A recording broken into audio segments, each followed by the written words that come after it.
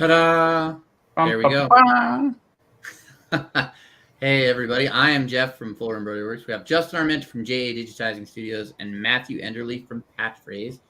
And today we are doing the needle bar. It is live, as well as exploring DG17 and questions and answers, because it seems like over the last few lives that we've done, people have had questions about DG17.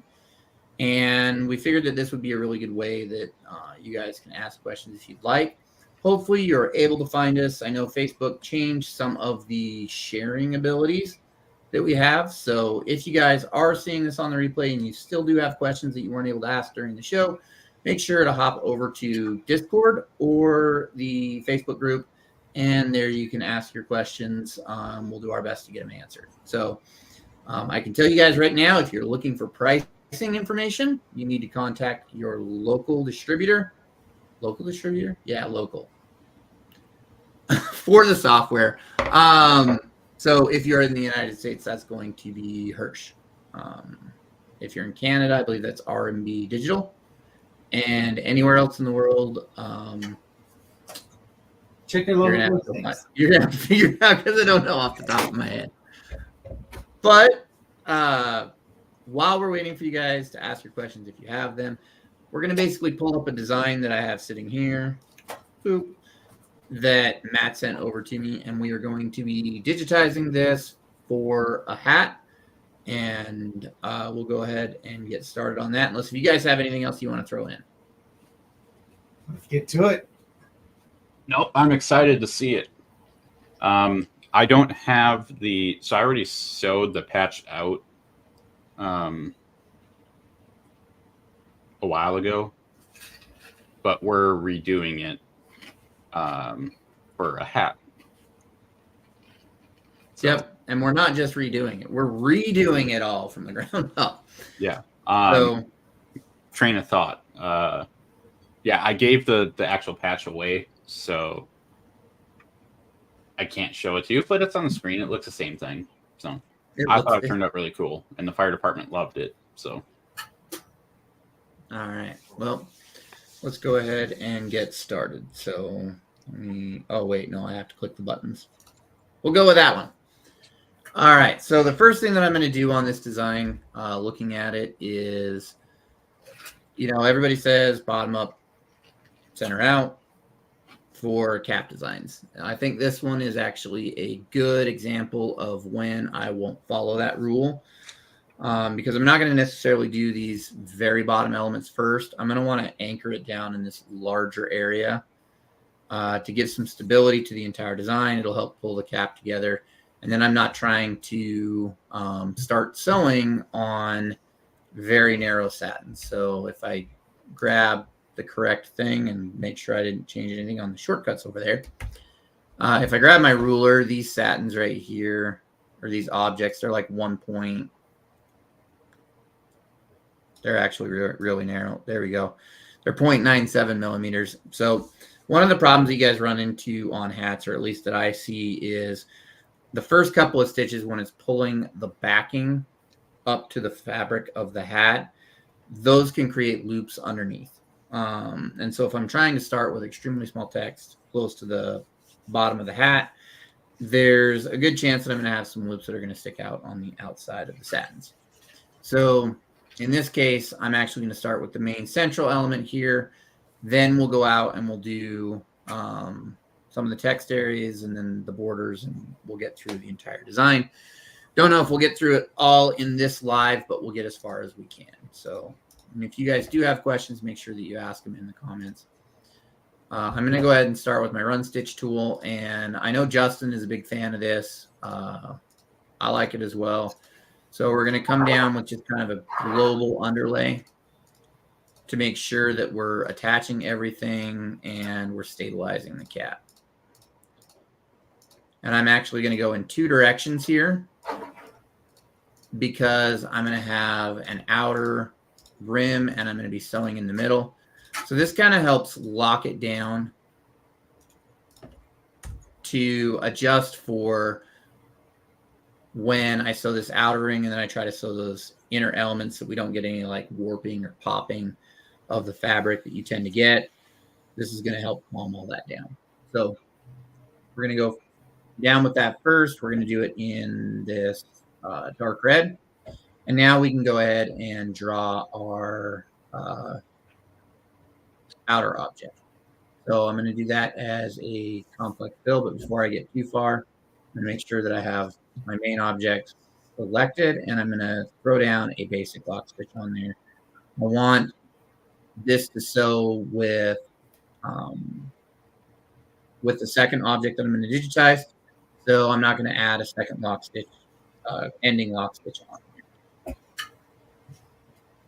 So anytime there's a larger fill area, the global underlay is a technique that you should always use on a hat. It's just going to help stabilize the whole surface, minimize any puckering when you are sewing different elements, especially if there's like a hole in the middle of a fill, which he's going to have because he's going to have that Indian head on top of that circle. So if you are sewing the background first and there's a void in the middle, you might get that pucker where that hat wants to come through. If you lay down that global underlay, it's going to really stabilize things, especially when you are working with perfectly symmetrical shapes like a circle on a hat. You really want to stabilize that area. Otherwise, you're going to start getting that egg-looking shape. All right, so you guys may have noticed that I began drawing an arc shape. So with Pulse, when I want to create a hole in a fill, I think it's really similar to how it's done in like Adobe Illustrator. I'm going to draw two objects. I'm going to select them, and I'm going to combine the two objects, and that's going to give me my cutout. Let me go there. All right. So we're essentially setting that cutout there because we want it to go through. I do want it to have, I'm going to go with a perpendicular underlay and a contour underlay because I really want to make sure that I stabilize that hat and I'm giving it an edge to roll on there. Now, a lot of times when you do an edge run on a hat, that's kind of something else that you don't typically want to do very often. But because this is going to be a fill and it's going to be outlined, I'm comfortable even if that underlay sticks out a little bit from the top of the outside edge of the object, it's going to be covered by the object next to it. So I'm more comfortable putting in that kind of an underlay to help set that edge without the fear that it's going to go on the outside edges. So we'll go ahead and set our stop point, which I'm going to put right about there because I want it to sew up and around. My start point is right there, close to where my stop point was on that object. So it's going to just finish sewing that run stitch of that global underlay, and then it's going to hop on there and it's going to do that outer fill. Next up, I'm going to take a look at the design. So when I'm looking at this, I'm looking at it as moving from the back of the design to the front of the design. So this, I'm going to call it like a coin, right? Because it kind of reminds me of the buffalo coins. Yeah. This outer fill is going to go down first, and then we're going to have this portion that's going to go down, and then we'll go with this portion, right? And then we're going to add in some of the white that's going to go in, and then we're going to start putting some of this detail work on top. And this is just to make sure that we are layering it in a way that it makes sense to our eyes. If I was to do this fill here, this portion here, and then put this around it, you would see that the one is sitting on top of the other and it wouldn't look right visually. So we have to make sure that it looks consistent to what you would expect to see. It's kind of like text. If you do text in any type of abnormal way, right? Everybody knows what it's supposed to look like.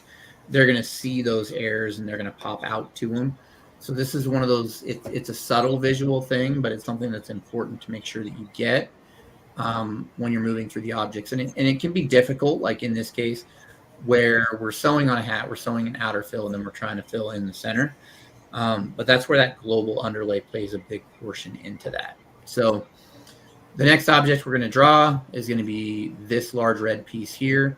And I'm actually going to change my mind on that because that's the great part. about this, and I'm going to do the white portions first, right?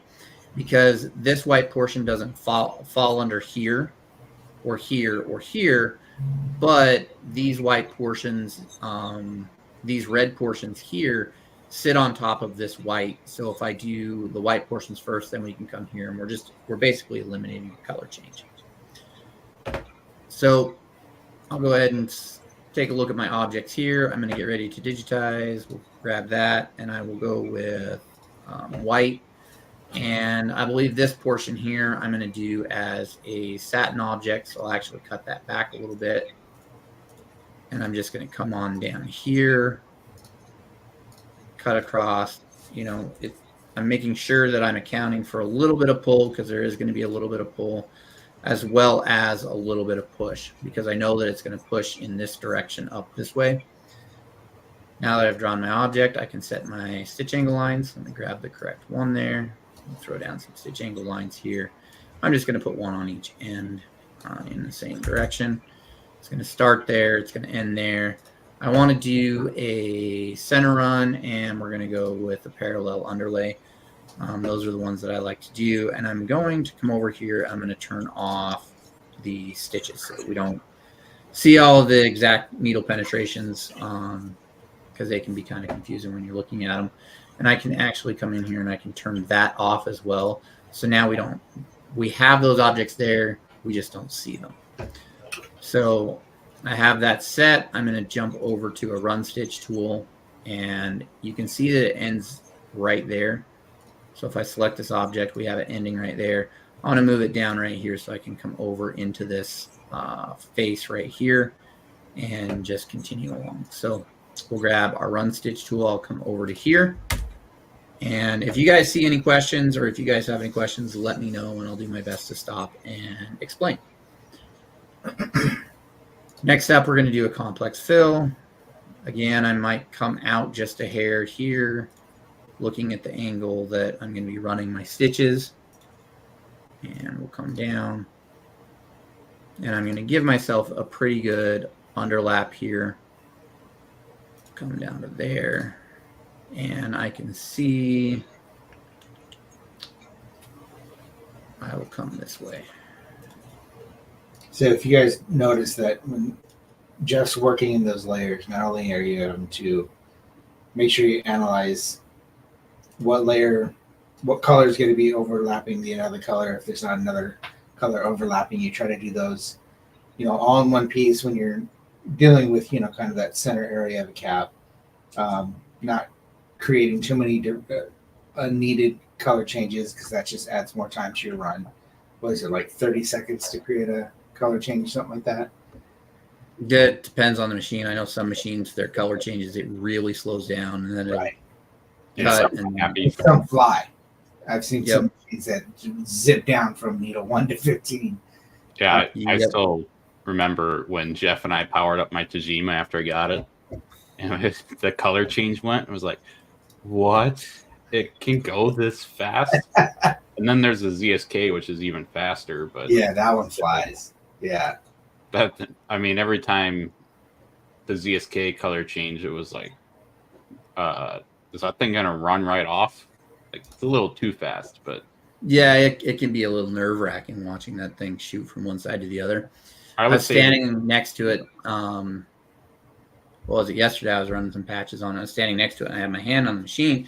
My wife was talking to me, and it was going from needle 1 to needle 18. I told my wife, this is where I lose my fingers. She freaked out because she thought I was actually going to catch me because it moved so fast. But in those layers that Jeff's working with, you gotta. There's always needs to be that overlap. You see a lot of the questions, especially from new embroiderers that have where those gaps in between two colors in embroidery, because they're treating it almost like artwork, where one color is just ending right up to the edge of the next color. And when you have push and pull, especially when you have that pull, those fills are going to separate from each other, leaving gaps in your embroidery. So you always want to overlap. As you can see, the white, he's going up underneath the color next to it. If you're from the printing world, You can think about it as kind of like your bleed. So it's that just assurance that the two colors aren't going to be separating it out at all, or leaving any gappage. Yep. So these, I'm going to make sure I have a center on underlay. As I worked through the objects, we notice I did this object here first. Then I did a run stitch to connect the objects there because we don't want trims if we don't have to have them. Then I ran and I did this object here. This object ended right here. I did this lip and ended there. And I'm actually going to move that over. And then this one here, which I'm going to make some changes on here as I go. So that one's going to go up there. That's going to go there. And then finally, it's going to do this nose here, and it's going to come up there. Now, I am going to move this to about right there, and I'm going to drop my trim there. And I'm going to make sure that I do a line lock stitch. And that way, I'm not doing it where it's going to bury itself in right here, where it's really narrow. I'm giving it a little bit more area. It's going to work this way, and then it's going to come back this way. And if I have a little bit extra thread, I'm actually going to put it on this side. If I have a little bit of extra thread right there, it's not going to be that noticeable. Because that's really, the perfect lock stitch is the one that you don't see, right? So as long as it works and you don't see it, that's great. But sometimes you have to move things a little bit so you can hide them. So next up is going to be, we're going to work on these red elements here, here, and here. And then we'll go back through and we'll do the black elements. So you may have noticed I used the point counterpoint tool here when I was doing some of the details here. And the reason I did that is when you're working with narrow objects, like this is an excellent example of a narrow object. When I click on the left side and I go to click on the right side, I want to make sure that I'm at least 1 millimeter wide. And the tool is actually giving me the dimensions there. So I can see that this is 1.7 millimeters wide from this point to this point. Where if I draw with, let's say, this tool here, which also does a satin stitch, I get my length, but I don't really get my width in every direction. So it's easier for me to keep track of when I do the point counterpoint, especially when I start working with really narrow areas. All right, so next up is going to be this red portion here. We'll go ahead and I'm going to do the point counterpoint as well. And I'm going to turn it to a bright red. So if I make the changes before I digitize, when I actually make the objects, they're going to have those settings applied to them versus doing the objects and then trying to apply the settings after.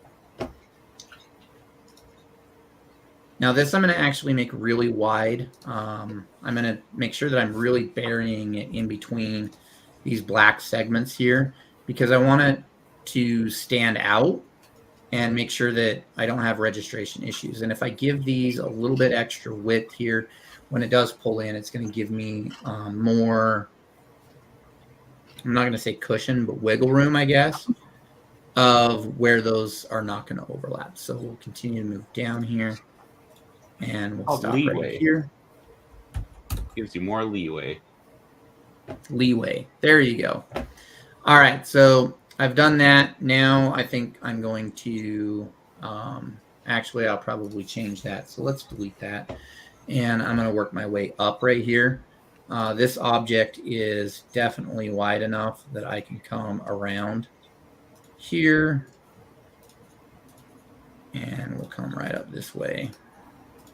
Like that. I'll change it. My start point is fine right there. My stop point is fine right there. We'll give it a couple of angle lines here. And now we have that. And now we're going to look at doing this circle. So when I digitize circles, I tend to cut them in a little bit and go a little bit further out and then cut them in a little bit again. Just trying to compensate for that little bit of push and pull that you do get.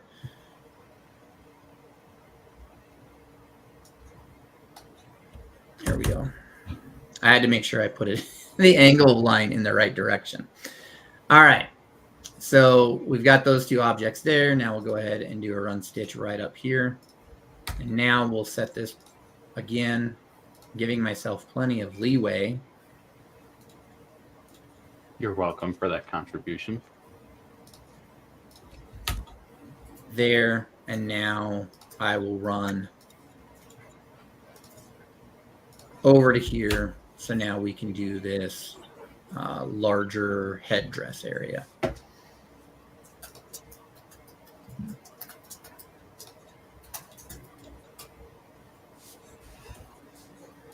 Now, if I remember right, I don't have to be super exact. I just have to be close enough, right, Matt? Yeah, I mean, this one was done. It doesn't have to be precise because actually it being a little more loosey-goosey gives it more of that like natural look, because it's headdresses aren't, I mean, they're extravagant, but little imperfections in the thread makes it look more natural instead of, you know, machine made or reproduced or whatever.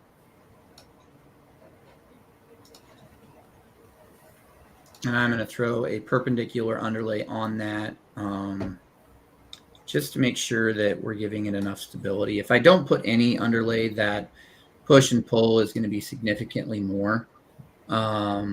So I really need to make sure that I'm setting the correct underlay for the application to help minimize the amount of push and pull that we get. All right, so if we turn back on our 3D view, this is what we're looking at right now. And I think it's starting to look okay. If we actually go out to 1-to-1, let me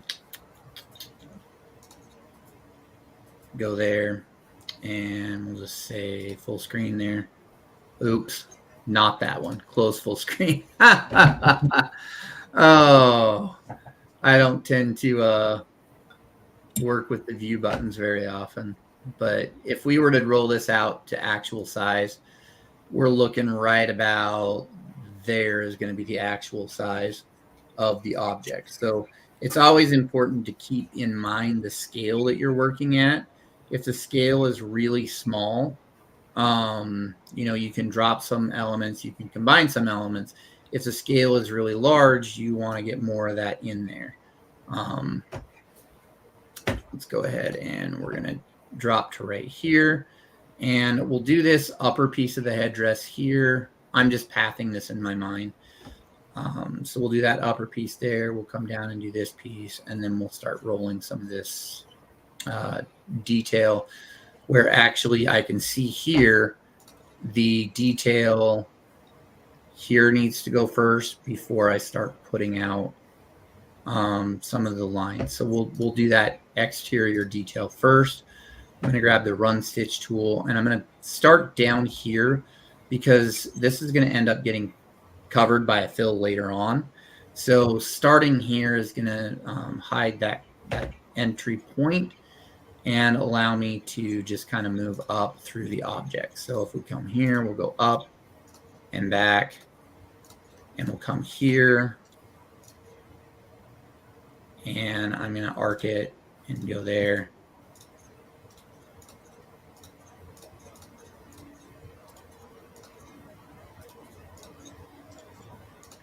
And this can be mildly boring to watch sometimes, but it does make a difference. It adds to that kind of depth and dimension.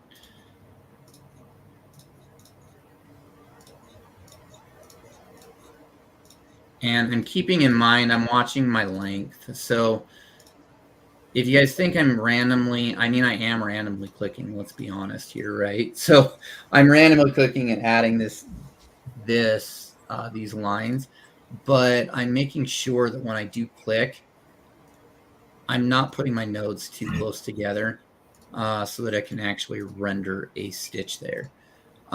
If you guys notice, there's a little, every time I click, there's either a blue box or a little red, or not blue, red circle, or a blue circle coming in.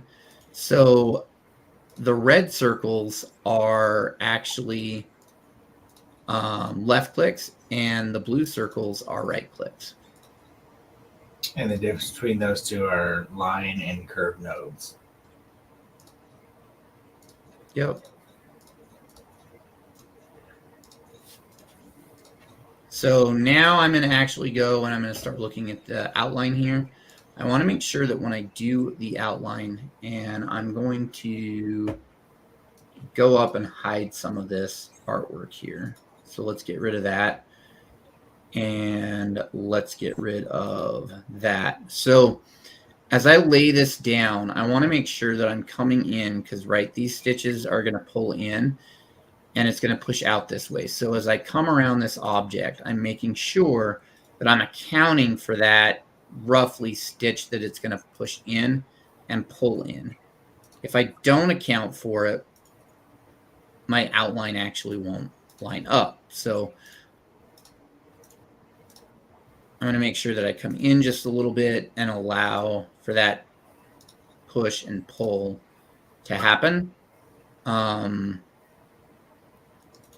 This is one of those concepts that I think it's actually a pretty simple concept, but I think people struggle with it because push and pull, it's different between different objects and different materials and different stabilizer combinations and different tensions on your machine.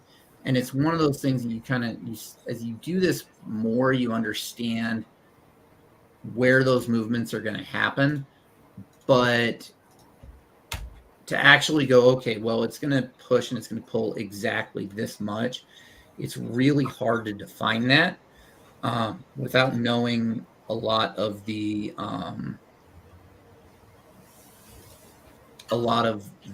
my brain just went blank. Well, you got a lot of variables in there too, like your twill or whatever fabric, gabardine, outdoor canvas, whatever you're using. The weave of that is going to matter too. If you're doing it straight perpendicular or parallel with the weave, or that's not the right word.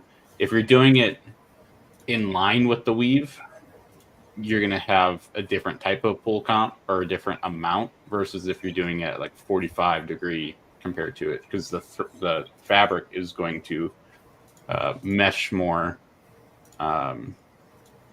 depending on your underlays and stuff like that too. And if you do more or a denser fill, you're going to have a little bit more distortion too, or a lot. And then you have your stabilizer too. And then you have, needles and speeds and trajectory of the sun versus the moon. And if you are an embroiderer, getting back the file from your digitizer, whether you're looking at the file on screen or like a sample PDF like I sent, when you see things like this, a lot of people's first inclination is to say, oh, that outline's way off. If it looks perfect on screen, or if it looks perfect on your computer generated image, it's not going to sew correctly. So you gotta remember that all the compensations that he's putting into this file, push and pull, it's going to show, but it's there for a reason. So it should look a little sloppy when it's not an actual sewn sample.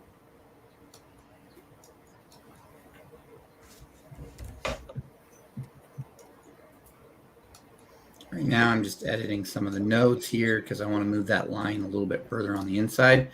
This fill that we have right here is actually it's a 0.6 millimeters as a density, so it's more of an open density. And the idea is that it's going to fall into this here and it's going to give a shading effect. So you're still going to be able to see some of the red underneath of it, and it'll stand out just a little bit. So there's no underlay on it. It's the stitch angle is the exact same as the stitch angle underneath it, so they can sink in together. Where I have some of these harder lines, it's going to lift up and stop that from happening a little bit. But that's why I kind of gave it a little bit more space there so that we'll be able to see that. Now, Go ahead. So on the I can't tell if you actually did or not, but on the cheek, did you do, because no, not the actual jaw. I guess that's what I meant. Yeah. So like there's a darker white. Um, did you make that a light fill? Just go into the 3D view. No, it's No, I didn't add a second fill over the not top. shadow. Okay.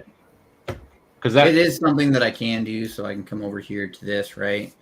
I can say, well, I want before that object. I'll hit Insert key, and now I can digitize a light fill over the top of it, which I would say would go about right there, like that. Oh, I did the opposite. You did. Are you highlighting? I did the jaw, not the. You did the jaw line. Yeah. I can get behind that. All yeah. right. So the reason I brought it up is because you just talked about your black fill being a 0.6 density. So when I did it on the actual real patch, I did it 0.8 density, and it was just a single stitch angle. It wasn't anything really fancy, but it just gives it a little bit more depth. It was actually one of the things that I learned from Justin when he did actually this patch for me, which this one. Of course, my lighting can't really pick it up very well, but maybe one day I'll invest in lighting. It gets too expensive though. Yeah, if you have the area of the design you're working with, like that patch you showed you, that face is a good size. It does help with, like, especially on realistic things like faces. Just it's not always shading black. If you do a real similar tone and color and a light fill, not only does the thread have a different sheen to it, the way the light hits it, it just kind of gives you that shadowing contour, so the face just doesn't look like a flat fill. So it gives your image a little bit more dimension. Just a little higher class. But at the same time, the fact that when, if you remember when Jeff scaled out and showed you kind of the true size, you got to remember you only have about 2.5 inches to work with on the hat, depending on the machine and the hat. So that cheek area, without measuring and knowing for sure, that might not be worth the color change or the 20 stitches that's going to put in there if that jaw area is only really teeny tiny. So you kind of have to weigh the value that you're going to get out of it if you're going to even see it or not. Because like I said, that patch that Matt just showed, it's a good size, so that face takes up a good amount of that patch.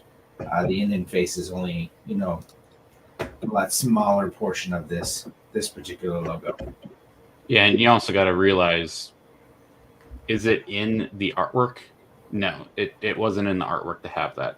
So if the customer provided it, which in this case, I had my artist design it from scratch anyways, so that didn't happen. But would they even notice it? Is it really worth your time? Just like Justin was saying, 20-something stitches. I mean, yeah, it was pretty close-ish to that. But I will say my customers for this patch noticed it and were like, "Wow, that's really cool. You got that detail in there," and they were very impressed by the chieftain on the patch. So nice. I mean, who knows? Maybe the actual high school would want them, but I don't do anything other than patches. Although it looks like I might be doing hats. But, I also wanted to mention, it might be a little confusing. Like, why is Jeff digitizing this if I already digitized it? It doesn't make sense. It's kind of weird. I digitized it at a larger size for a shoulder patch for the fire department's dress uniforms. Jeff is redoing it for a smaller size, specifically for caps. If you go back to the very beginning, if you missed it, he talked about how he's doing or normally do bottom up, center out, but he's kind of doing it a little bit different because of the style of the patch. But also the way I digitized it, I don't have to worry about that. I can run around, hit whatever object I want. If you had a digitizer like Jeff or Justin doing like an actual design from scratch, they're probably thinking ahead. Like, I could just digitize this a little bit different, so that it just works for a hat right away. Mhm. I don't think about that because I don't do hats primarily or at all. I think I've done one hat on my own, and the other three Jeff was here. So I think Adam even ran one of them even. So I don't think of it, which is why Jeff is redoing it. So we figured we'd make it a good little demo of Pulse, show people what it does and some of the powerful tools. We didn't show this yet, but one of the things that we were talking about that's really cool is being able to do different width satins that I don't think I've seen in other software. I mean, I haven't had a whole lot of experience playing around, but Yeah, it's something you see widely used in art programs, but not in digitizing programs. yeah. One quick thing I wanted to point out, that there's a technique that Jeff kind of used in there it's important to think about. When you are using running stitches as your details, your fine detail, especially in a design like this where you really don't have the room to do thicker satin stitches, it's going to really change the look of the design, having that big bold outline to it. But you do come across, when you're thinking about pathing, in where he came down from his forehead to above his nose, and then you have the eye there. Now, if you measure that eye, a good portion of it probably would be thick enough for a satin, but the majority of it is pretty Oh, thin. please. Jeff pushed the wrong button. But the majority of that eye is pretty thin, and you do running stitches. But if you compare the eye, 0.39 millimeters. Yeah. If you 0.3. compare the eye to the outline, it does appear to be a lot of a bolder line. So, Jeff, to keep it in its path, not switching to only a portion of it where it's thick enough to be satin, he actually digitized a really loose. If you look at it, it looks like a loose satin. He's using his running stitch tool, but he's just creating that type of pattern. And it's almost like a really loose density satin. So it's going to appear thicker, even though he is using just a running stitch. It's just not going to be that 1 or 2 ply running stitch that's usually used in detail. Just a quick tip, that especially when toggling back and forth between tools, trying to measure out to see if, analyzing it, can I do a satin here? Can I not? But as the 3D there, it kind of appears like it's a little bit jagged on that inner part of the eye, but once it's sewn, that's going to be a nice solid line. And so it appears a little bit thicker than the outline, but he's using the same tool. So it's a good technique to use, and so you're not trying to hammer in those satins in such a small area. Yeah, when I did it for the actual patch, I don't know exactly which part you're talking about. The eyeball. Oh, the eyeball? Yeah. Oh, okay. Never mind. I was like the patch size. That probably would have been something that you would have done in the satin, because it's yeah, it yeah. was. Yeah. It was just a very loose one. Yeah, but this technique is just using the same tool. He's using the running stitch tool, but it gives that appearance that it is a thicker element, as opposed to the flip side. If he just comes in and does the one pass and a single stitch, it's going to look too weak as far as that eyeball, and it's not going to represent the design as closely.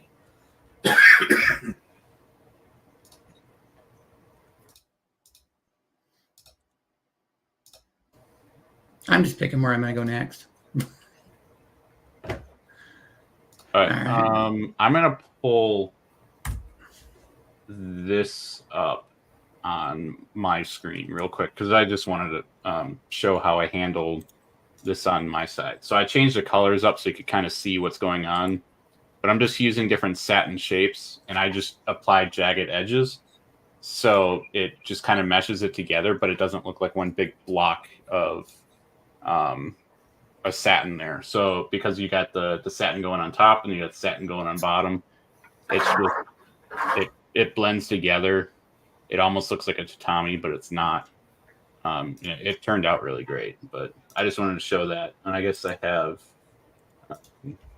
this one here. I'll make this green. So that's what I was talking about before, how I did it, which Jeff did too. So back to Jeff. And that's where too you can kind of see the difference between, like Matt was saying, that sometimes a digitizer is going to have in mind that if there is multiple applications and one of them is a hat, say, okay, I'm going to digitize this in a way that it's going to work on a hat. And then maybe it's just a matter of scaling it down, making a few adjustments. But at the same time, if you have something large enough, you have an opportunity to now do a lot more type of detail, a lot more stitches that maybe scaling it down to a hat size is going to be too small. So you kind of have to weigh that. It's going to look great at a larger scale. You have like that technique that he showed you with the multiple pieces in that headdress, the forehead, kind of gives you that really cool look as far as different directions, as far as the stitch directions and the short stitches. But more than likely at this hat size, it's just going to cause problems. It's going to be short stitches. It's going to possibly cause thread breaks, especially if it looks like it probably is going to be hitting right in the center of that seam of the hat. I was just going to say, if this is a center seam design, it's going to suck right there. Yeah. Most like, so this hat design, I'm doing, I guess the word is pro bono right now. So I'll probably just make it easier on myself and put it off to the side, maybe. Like a left side, right panel, left panel, right panel. I don't know, whichever one. But when in doubt, panel it out. Yeah. So that'll make it a lot easier, considering there's like so much right in the center of this design. That's one thing to bring out. But we're almost at 45 minutes in. One of the things I wanted to do is just bring in some of the comments here, because they were a little laggy on our end. But so we had Frank saying good morning. So hello to you in the UK. Letty saying hi. Arnaldo saying happy embroidery.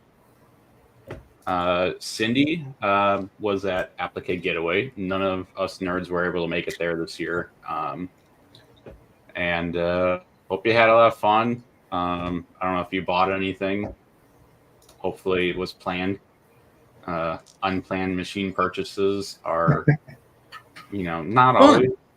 They're fun. They're always fun. It's like bringing a new puppy home. Yeah. I mean, hey, you guys, this heat press, this Hicks, that was an unplanned purchase. I bought it even before the show floor opened at Dax, Minnesota. So should always go to the trade shows. You never know what kind of a deal will be bestowed upon you. But also, we try to be there if we can. But lives are pretty busy. Real quick, Frank, I wanted to tell you if you're still on. I'm a little premature to announce it fully, but I've been in talks with somebody on your side of the pond and possibly distributing my tool for me. So I just wanted to let you know that hopefully my tool is going to be reaching your part of the world here soon. Your tool, Justin? What is your tool? My tool would be the 3D Puff Pro. What is that? It's a handy dandy little tool that I built, or that I invented, to help with your cleanup of your 3D Puff designs. Well, not mine, because I don't do it. But yeah, I'm losing here in my green screen. But it's got a couple different ends, the flat end and a dull pointed end to help cut and poke all those little pieces of foam that you have when you do 3D Puff design. So gives you a nice cleaner, easier way to clean up. Okay, that was a good plug. Everyone can give the video a like or whatever if you want. If you have this tool, if you don't, you should definitely get it. I have 2 of them in my drawer. I definitely do not use them for chopsticks with Chinese, but definitely not. So we're at Amber saying hi from Pennsylvania. I think that's one state I haven't been to yet. Just won't talk about all the other ones that I haven't been to. But Doug asked he would love to know how to do patch borders. If you would be able to put down specifically what types you're looking to do, because there's at least 19 different kinds of patch borders, and then about 927 and a third different processes you could do each of them. So it is something that we can definitely look at doing. I know we've done it before, but we don't mind refreshing. But maybe it's something that we're putting on embroiderynerd.io, or not embroiderynerd.io. No, that's incorrect, shameless plug. Embroidery Nerd University. Yes. There we go. Too many plugs to plug in here. That's why I have a little 3D printed light switch that I'm fidgeting with. Okay, I'm digressing. And then we got another complicated logo for a hat. Yep, that's when Matt does it. He does it complicated. And then he... good thing I have a bunch of other nerds here who can help me out when I'm in a pinch. Then Matt pawns it off of one of us. Yeah, that's definitely not incorrect. And then Doug's saying hi to everyone in Los Angeles. Puppies are more fun. And he bought a puppy. Well, congratulations. A puppy definitely would have been a lot cheaper than a truck. Maybe I should have followed your advice, but now I have a cool truck, and my puppy likes it. We got a customer of yours, Justin, saying that the tool works great. Awesome. Wonder what you all use it for. It's not even just for 3D Puff Pro, or that's the name of it. It's not just for 3D foam puff. Okay, I gotta slow down. Because when we were at Applique Getaway in 22, 23, found out that it worked great and excellent for sublimation blanks, getting the little plastic film off. There was something I needed to scrape like the film off of, and I think it was like aluminum plates or something from like the metal that you can bend and everything, and I used it to scrape the protective layer off of it. So. Yeah, the main point of the tool is it's not scissor tips or something that's gonna harm either your garment or your thread. There's been too many times before, I came out with it that I would grab my little nippers and start poking in that 3D foam, and I look at it and now the side of my letter is all frayed off because I'm cutting the thread at the same time. So because of that design, we did learn that taking the film off those MDF products, and even weaving vinyl, your hand slips with that X-Acto knife, and now you're cutting into the part of the image that you should be pressing. I've used it for weaving vinyl, and if you accidentally slip, it's not going to damage the rest of the vinyl. So a couple different uses for it. Yeah, because my camera's over here. This is the tool for my silhouette that my wife got me. This will definitely do a little bit of damage. It's pretty sharp, and then the other tool that it came with. So that's 2 tools to have, and lose both of them, or you just have the Puff Pro. It's a lot nicer. Then we got another customer of yours, Sunrise Tactical Gear. So there's also proof that Justin went to Long Beach, and pretty sure you taught a class or 2 out there. Maybe I did, and look for me next year. I'm hoping to talk these 2 into going with me as well. But I am in the works of teaching, hopefully at least 2, if not more, classes in Long Beach. So Then we got Doug saying that he has a couple scenarios, but yeah, I mean, you can always. I see you're on YouTube. You can either leave a comment, which you're already doing, I guess technically, of just like the styles that you're looking for. If it's just like a satin border, it's like this is a satin border, and then I just hot cut it. Oh, actually, I just cut Here, it. we'll do this the right way. Now show it, Matt. Oh, yeah, good idea. So this is the patch. I should have just turned the TV on, but whatever. This one's satin. This is one that Jeff did, actually. It has his faux marrow border on it, that he sells the blanks, or not the blanks, the files on his website. Here's another one. I definitely need to get my other camera back out, but this is the same thing. His faux marrow border with the pen tab, so it's a 1x2. Yeah, and like this one, I made 2 of these, so the border isn't as precise. You might be able to see that there's a little bit of blue because I cut it a little loosey-goosey, and this is on poly cotton, so it's a blend, and it doesn't melt away very well, unlike our embroidery nerds will. But Doug, go ahead and shoot me an email with what you're looking for, and we can maybe set that up for a live coming up. Okay.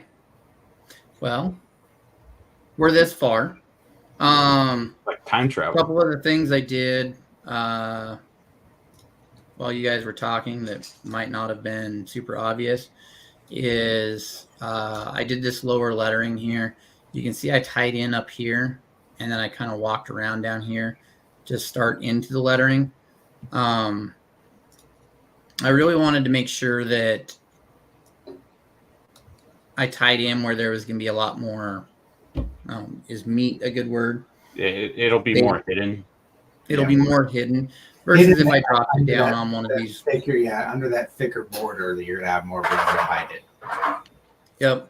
So I hit it underneath there, and I just jumped up right here. This space is just under a millimeter. So after that pushes, you're not really going to see that very much. The other thing that I did is I used the column point counterpoint enhanced column tool, and I actually did my pull comp. So I did about 0.37 pull compensation, and I arced it around the letters, and we'll just go really fast here. So it's not as accurate as it was before. And then from there, let's change it to a different color. I converted it to artwork. And what that gave me was 2 parallel lines that it was really easy to measure my push compensation that I needed to compensate for on these letters. I did that both on the top and the bottom. It followed the arc of the letters as well as it gave me the push compensation that I was going for on that. Now, I am doing this section, and then I'm doing this yellow border, and then I'm going to do this section, and I'm going to do this portion of this. I'll do up here and do that portion, then I'll do there and do that portion. In my opinion, it's better for registration where I'm going to have these elements that are going to sit close to the edge of this outside border. It's going to be better for registration to do those modularly as I go around, and then do that final satin in the center. I can't tell if Justin's agreeing with me or if he's just like shaking his head and saying, I can't believe you said that. But that's what I'm going with. All in for registration when it comes to hats. We're all in for the registration. All right. So coming into this object here, and I'll probably do this object and then we'll end up ending the live because we are running short on time. But if we look here, it is 0.5 millimeters wide down there. So this object actually has to be almost doubled in width for the satins to be able to go there, because the shortest satin that we should be sewing with 40 weight thread is 1 millimeter. I like to extend that a little bit when I get onto hats because you do run into some issues with when you start getting like right at 1 millimeter, you'll start to run in with issues of your underlay popping out. So I'm going to try and give this a lot more width without trying. It's going to change the shape of the design a little bit. But again, when we get out here to the size that it's actually going to be, you're probably just going to notice that there is a stick, even if it's just a straight stick, and then a twist around it. You're not going to notice, we're missing a taper, we're missing a snake head. Yeah, so Jeff hit even maybe that whole section where there's stick, tail, stick. Maybe just finish it off with just the end of that stick, and that way you're not trying to do these small little elements that are nearly 1 millimeter or less wide, and gives them on top of each other. Yeah, and gives them a little bit more room to give that little oomph that he's talking about. Yeah. So again, I'm going to tie in here. I'd probably be okay to tie in up here if I really wanted to. I'm actually going to do that. So we'll just undo here. But I am going to do a short run up because I want to tie in, and then I want to make sure that I cover that. So we'll do that, and I'll end up coming down. And we're going to give this a good addition in width here, and we'll come probably honestly right about there. And then I'm going to start kind of with the twist here. And I want to make sure that I make that wide enough because we want to make sure that we are. And then I'm going to bring that element there.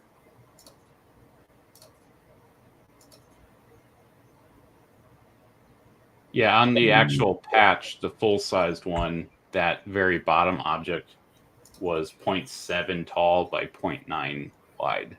And it turned out fine, but yeah, I can see exactly on a hat because it's much smaller, you're going to have the issues there. Right. As far as underlay on the patch, I don't even know if, yeah, I didn't even have underlay on for the patch because it was so small. But and digitizing is always an interpretation of the design, making sure that a good digitizer hopefully is going to think about how it's going to react on the machine with the particular material or garment. It's not just a matter of tracing every line that you see in the artwork. So here you're going to essentially see a satin with a twist, and you're not going to be able to distinguish very much difference between that, just that those two objects are separate and they intertwine there. So we'll go ahead and I'm going to do the exterior piece here.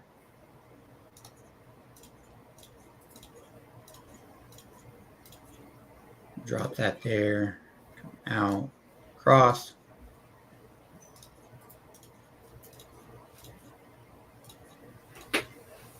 And I'll give it a little extra thickness here and go back and edit it later if I need to. Now I'm going to give it my stitch angle lines here. We'll go there, there. I wish you guys could have seen how long I spent making that. I think it's a cauticus, or I think that's what it's called, the little snake thing. It's caduceus. What? Caduceus. Oh yeah, I was spelling it correctly, just not That saying it. snake thing. Yeah, snake thing on a stick. No step on snake. But like for me to get it like to look the exact way I wanted it to, and like everything, it was nuts. It's something that should take any digitizer like 10 seconds to be like, oh, that's how I gotta do it. I was like, well, it's gonna do that one, and it's gonna do that one, but if I run it that way, it's gonna do that. So, but I'm pretty proud with how it turned out. And then Jeff does that, which is like, oh, that's actually gonna look pretty similar, and it was much quicker. And here I am, like pathing everything and splitting it, and well, that's facing bigger designs. You have you have more ability to add more detail and get more exact, but then that adds more work because you are trying to be a little bit more precise because you can add those gaps in detail of something like that with the caduceus bowl. So Yeah, and I think one more thing to think too is with the patch, you're going to see the chief hat or chieftain, but you're also going to look at all the other objects around the patch. But with the hat, you're going to look at the main center, and then you'll see, like, I might put like UTAN VFD on the other side or the other panel or something. So that probably would look kind of weird. I don't know. I don't do hats, so take what I'm saying for a grain of Arch salt. it over the back. Yeah, no, not doing that. One hoop, that's it. But yeah, you're gonna look at the main center, and you're gonna read the text, and then you're gonna move on, because you're also looking at it from 6 feet away, usually. Right. So Yep. At least no 6 point feet. to add a phone number.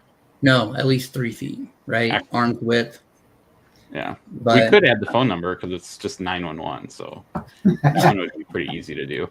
867-530-911. But I'm gonna go ahead and stop there. I'll finish this up and get it sent over to you, Matt. I appreciate But it. as far as the live goes, I think we'll go ahead and end it there. If you guys do have questions and you're watching this on the replay, make sure to drop them either in the Facebook group. You could drop them on the YouTube comments, or you can jump over to Discord, and we'll do our best to answer your questions. But as far as things coming up, Justin has a webinar that he's going to be doing here Next Thursday next week. I just posted the link there. I am doing my webinar with Wilcom, and it's going to be on 3D Puff Digitizing. So check that out. If you haven't registered yet, I do have it in the comments there. So check me out. It's going to be 11 Pacific time, I believe. But if you click on the link, it'll give you your local time. So, I hope to see you there. All right. And then me and Matt, we're going to be doing a patch class, in-person patch production class, where we're going to be going over how to actually make patches in kind of a workshop type area up at SPSI in Minnesota here in September, I do believe is when the date is. It's like mid-September, 18th, 19th, I think. I think so. But it'll be... If not, they'll move their own thing to accommodate our errors or inaccuracies. There you go. But it'll be a really good time. Me and Matt will be up there, and if you guys want to hop up, you can register, I believe, with them. I'm not sure if I've seen that registration link, but we're pretty excited to go up there and make some patches. So with that, everybody, I'm Jeff Fuller from Fuller Embroidery Works. We have Matthew Enderly from Patch Phrase, Justin Armenta from JA Digitizing Studios. We're all here representing the Embroidery Nerd, and we'd like to thank you guys for hanging out with us, and we'll catch you next time. See you guys. Everybody.